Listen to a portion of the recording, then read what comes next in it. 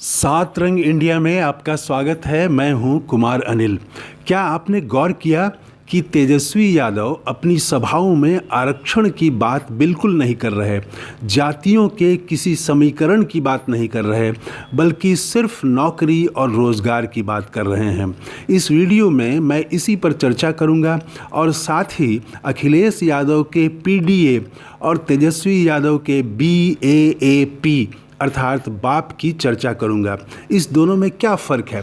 तेजस्वी और अखिलेश के नारों में किसका नारा जनता को ज़्यादा छूने वाला है? किसका हाथ ठीक ठीक जनता के नब्ज़ पर है? उत्तर प्रदेश और बिहार, ये दो राज्य आज देश में सर्वाधिक चर्चा में हैं। उत्तर प्रदेश में पेपर लीक हुआ, आरओ और एआरओ परीक्षार्थी जगह जगह प्रदर्शन कर रहे हैं। लेखपाल बने युवाओं ने कल ही लखनऊ में ज्वाइनिंग लेटर के लिए प्रदर्शन किया। यूपी का युवा नौकरी के लिए प्रदर्शन कर रहा है, खदेड़ा जा रहा है, लाठियां खा रहा है, अपमानित हो रहा है। और इधर बिहार में भी युवा जोश दिख रहा है, वह भी सड़क पर उतर आया है, लेकिन वह तेजस्वी यादव को सुनने के लिए, अपना समर्थन जताने के लिए सड़क पर उतरा है।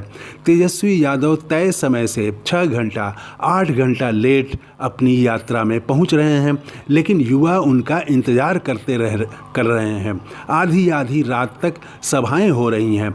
ऐसी सभाएं पहले कभी हुई हों याद करना मुश्किल है। हाँ, जेपी आंदोलन में युवा सड़कों पर था, परिवर्तन के लिए आंदोलित था। बिहार के युवाओं की यह सक्रियता जेपी आंदोलन की याद दिलाता है। तब भी कोई जातीय समीकरण का नारा नहीं था, आरक्षण मुद्दा नहीं था। मुद्दा था भ्रष्टाचार, रोजगार और देश में लोकतंत्र की बहाली। तेजस्वी यादव के साथ पूरी पार्टी कैसे एकताबद्ध है, इसे समझना हो तो आप राजद के अन्य नेताओं को सुनिए। वे भी पूरी पार्टी तेजस्वी के 17 महीने की सत्ता और 5 लाख नौकरियों की ही चर्चा कर रहे हैं। नौकरी रोजगार बिहार की राजनीति का केंद्र बन गया है। राजद सांसद और प्रवक्ता मनोज झा ने ठीक ही कहा कि तेजस्वी यादव ने बिहार की राजनीति का व्याकरण बदल दिया है। अब राम मंदिर, हिंदू मुस्लिम की बातें पीछे छूट गई हैं और नौकरी, रोजगार, युवाओं का भविष्य और नया बिहार बनाना राजनीति के केंद्र में आ गया है। तेजस्वी यादव 90 के दशक के माई समीकरण से आगे निकल गए हैं। उन्होंने अपनी राजनीति को बीएएपी यानी बाप यानी बहुजन, अगड़ा, अल्पसंख्यक और पुअर की राजनीति बताया है। तेजस्वी यादव की राजनीति में सामाजिक न्याय, आरक्षण, जाति गणना भी है, लेकिन ये मुद्दे परिधि पर हैं। केंद्र में तो नौकरी, रोजगार और नया बिहार ही है।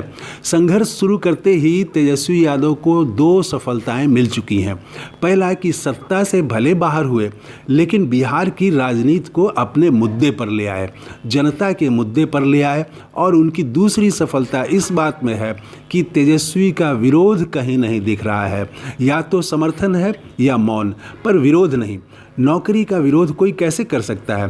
फिर वे नौकरी सिर्फ पिछड़ों के लिए नहीं, दलितों के लिए नहीं, सबकी नौकरी की बात कर रहे हैं। लालू प्रसाद जब लोकप्रियता के शिखर पर थे, तब भी एक खास वर्ग उनका विरोधी था, आरक्षण का विरोधी था।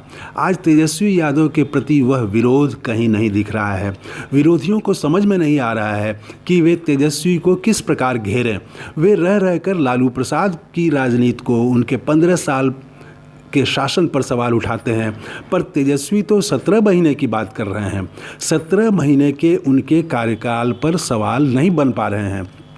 हालांकि मुख्यमंत्री नीतीश कुमार ने घोषणा की थी कि राजद के मंत्रियों के कार्यों की समीक्षा करेंगे, लेकिन वह भी जमा नहीं। अभी तक तो कुछ भी निकलकर सामने नहीं आया है। उधर अखिलेश यादव ने पीडीए का नारा दिया है। पीडीए यानी पिछड़ा, दलित और अल्पसंख्यक।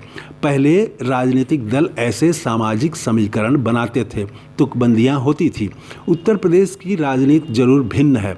हो सकता है पीडीए का नारा कमंडल की राजनीति का मुकाबला करने के लिए दिया गया हो। मंडल राजनीति को विस्तार देने की कोशिश की गई हो। लेकिन सच्चाई यही है कि यूपी का युवा भी रोजगार और नौकरी के लिए आंदोलित है। हालांकि अखिलेश यादव ने अपनी पीडीए राजनीति को केंद्र में लाने की कोशिश की, लेकिन वहां नौकरी आज युवाओं का सबसे बड़ा मुद्दा बन गया है। अखिलेश यादव ने युवा उभार को पहचानने में देर नहीं की और उन्होंने युवाओं की मांग के साथ खुद को जोड़ा है। समाजवादी पार्टी पीडीए यात्रा निकाल चुकी है, लेकिन मुद्दा नौकरी का बन गया है। अभी तक नौकरी रोजगार युवाओं का ही मुद्दा है, लेकिन इसके यूपी का मुद्दा बन जाने की संभावना है। इसीलिए वहां सरकार ने तुरंत परीक्षा रद्द की और दूसरी परीक्षा भी जल्द कराने की घोषणा की है।